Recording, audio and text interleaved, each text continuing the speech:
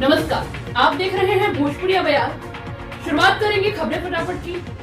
खबरें फटाफट में बात करेंगे आज की कुछ बड़ी खबरों के बारे में। 219 स्टूडेंट्स को लेकर रोमानिया से एयर इंडिया की फ्लाइट रवाना। यूक्रेन में भारतीय पैसेंजर की बस लूटी। यूक्रेन पर रूस के हमले के तीसरे दिन वहां फंसे 219 भारतीय छात्रों को लेकर एयर इंडिया के विमान ने रोमानिया के बुखारेस्ट से मुंबई के लिए उड़ान भर ली है। विमान में बैठकर छात्र काफी खुश नजर आए।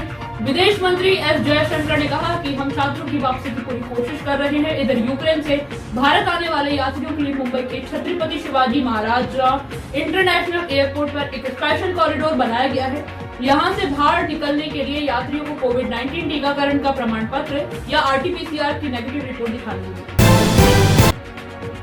यूक्रेन के बाद रूस की फिनलैंड और स्वीडन को धमकी। कहा, नाटो में शामिल हुए तो मिलिट्री एक्शन के लिए तैयार रहें, पॉलिटिकल बॉयकॉट भी करेंगे। यूक्रेन के बाद अब रूस ने फिनलैंड और स्वीडन को धमकी दी है। यह धमकी नाटो में शामिल होने के लेकर दी गई है। इसके बाद अमेरिका के राष्ट्रपति जो बाइडेन ने नाटो से ओपन डोर पॉलिसी पर जोर देने की मांग की है। रूस ने नाटो के सदस्य बनने का प्रयास करने पर फिनलैंड और स्वीडन के खिलाफ मिलिट्री और पॉलिटिकल एक्शन लेने की धमकी दी है।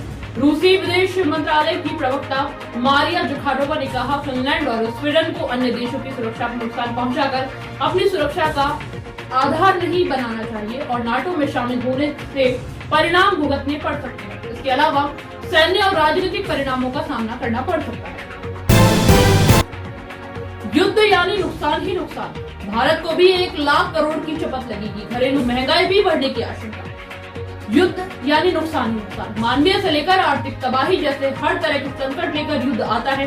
लड़ने वाले देशों के साथ साथ उनसे जुड़े देश भी भारी नुकसान उठाते हैं। इस रूस और यूक्रेन लड़ रहे हैं, लेकिन हजारों किलोमीटर दूर स्थित हमारे देश को भी भारी नुकसान उठाना पड़ेगा। युद्ध की वजह से क्रूड ऑयल यानी कच्चे तेल का दाम तेजी से बढ़कर $100 प्रति बैरल तक पहुंच गया है। पादरा में बड़ा सड़क हादसा, कार और ट्रक की भीषण भिड़ंत, 5 लोगों की दर्दनाक मौत। यूपी के बांदा में बड़ा सड़क हादसा हुआ है। दरअसल एक तेज रफ्तार एक्सयूवी कार ने ट्रक में घुसने से 5 लोगों की मौत हो गई है। वहीं एक व्यक्ति गंभीर रूप से घायल है। जानकारी के मुताबिक कार में 6 लोग सवार थे। यह हादसा बांदा के शहर कोतवाली के जमुनी पर्वत के पास हुआ है। जानकारी के मुताबिक कार सवार लोग चित्रकूट जनपद के रहने वाले हैं और वह शादी समारोह में शामिल होने के लिए उरई जा रहे थे। इस बीच बांदा में उनकी कार ट्रक के पीछे से घुस गई। वहीं इस हादसे की सूचना मिलने के बाद पुलिस ने कार सवार सभी लोगों को बड़ी मुश्किल से बाहर निकाला। यूक्रेन पर रूस के हमले का तीसरा दिन, 3 बच्चों समेत 198 नागरिकों की मौत। रूस और यूक्रेन के बीच जंग में अब तक 198 यूक्रेन नागरिकों की मौत हो गई है, जिनमें से 3 बच्चे भी शामिल हैं। बता दें कि आज यूक्रेन पर रूस के आक्रमण का तीसरा दिन है। यूक्रेन के स्वास्थ्य मंत्रालय के हवाले से इंटरफैक्स न्यूज एजेंसी ने ये जानकारी दी है। इसके बीच मीडिया रिपोर्ट में कहा गया है कि यूक्रेन चाहता है कि रूस अपने मारे गए सभी सैनिकों का पार्थिव शरीर वापस ले जाए। दूसरी ओर पोलैंड ने रूस के खिलाफ वर्ल्ड कप क्वालिफायर खेलने से मना कर दिया। भाभी से अवैध संबंध था, इसलिए पत्नी का मर्डर। गोपालगंज में पति ने पत्नी को धारदार हथियार से काटा, शव के टुकड़े टुकड़े किए। मीरगंज थाना क्षेत्र के काशिश समैल गांव में एक व्यक्ति ने अपनी भाभी से अवैध संबंध बनाए रखने के लिए पत्नी की हत्या कर दिया। आरोपी सिर्फ हत्या नहीं बल्कि हत्या के बाद शव को धारदार हथियार से टुकड़े टुकड़े भी कर दिए। मृतका का नाम संजू देवी है, वहीं आरोपी पति का नाम विजय गौड़ है। हत्या की घटना के साक्ष्य मिटाने की नीयत से पति ने तेज धारदार हथियार यानी कि तलवार से शव के कई टुकड़े कर दिए और छिपाने की कोशिश की। पुलिस शव को अपने कब्जे में लेकर पोस्टमार्टम कराने में जुटी।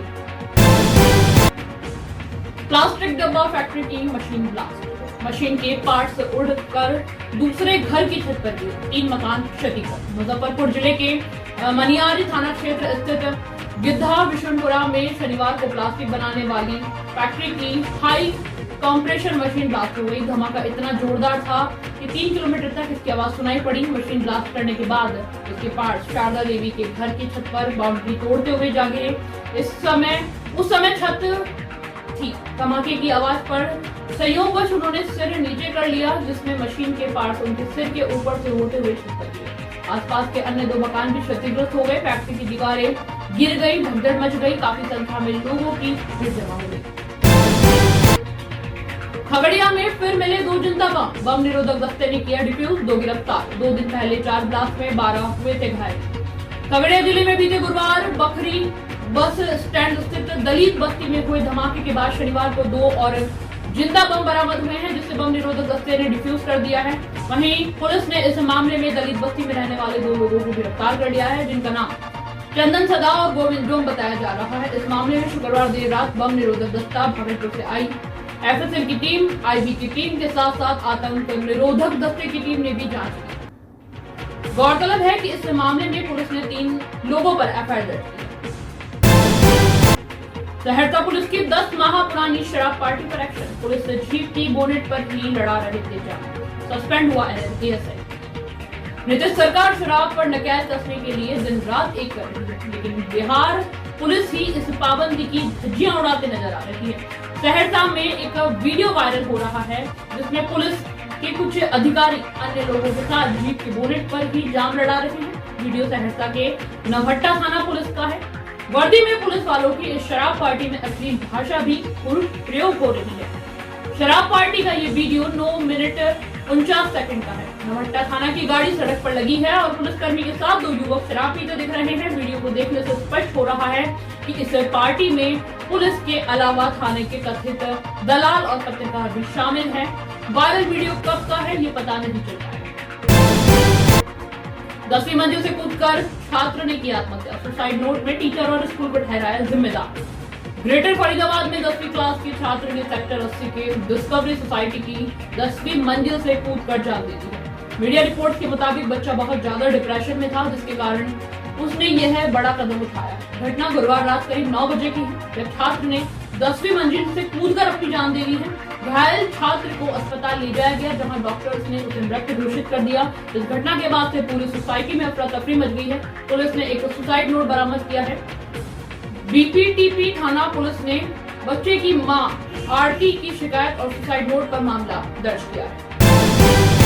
आज की खबरें फटाफट में बस इतना ही। कल फिर मुलाकात होगी कुछ के साथ, तब तक के लिए बने रहिए भोजपुरी अवयार।